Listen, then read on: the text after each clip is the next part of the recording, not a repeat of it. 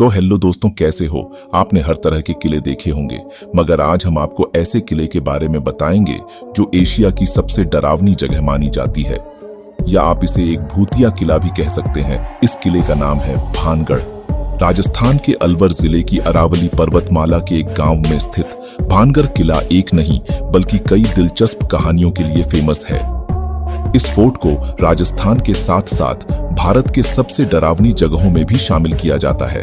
पहाड़ों से घिरा यह फोर्ट भूतों का गढ़ माना जाता है, लेकिन ऐसे बहुत कम लोग ही हैं जो इस फोर्ट के इतिहास के बारे में जानते हैं। भानगढ़ किले के इतिहास की बात करें तो कहा जाता है कि आमेर के राजा भगवत दास ने इसे अपने छोटे बेटे माधो सिंह प्रथम के लिए 1573 में बनवाया था।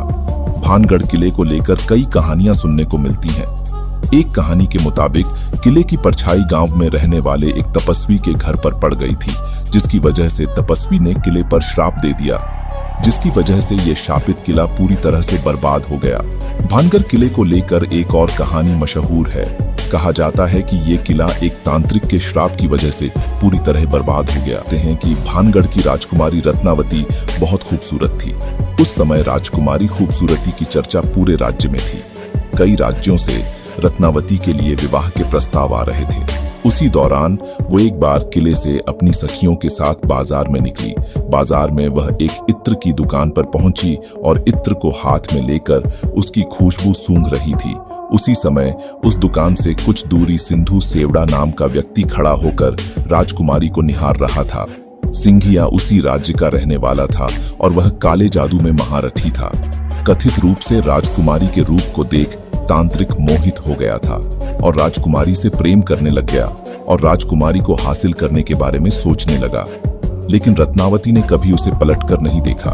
जिस दुकान से राजकुमारी के लिए इत्र जाता था, उसने उस दुकान में जाकर रत्नावती को भेजे जाने वाली इसकी बोतल पर काला जादू कर उस पर वशीकरण मंत्र का प्रयोग किया। जब राजकुमारी को सच्चाई पता चल गई तो उसने इत्र की शीशी पास ही एक पत्थर फेंक दी।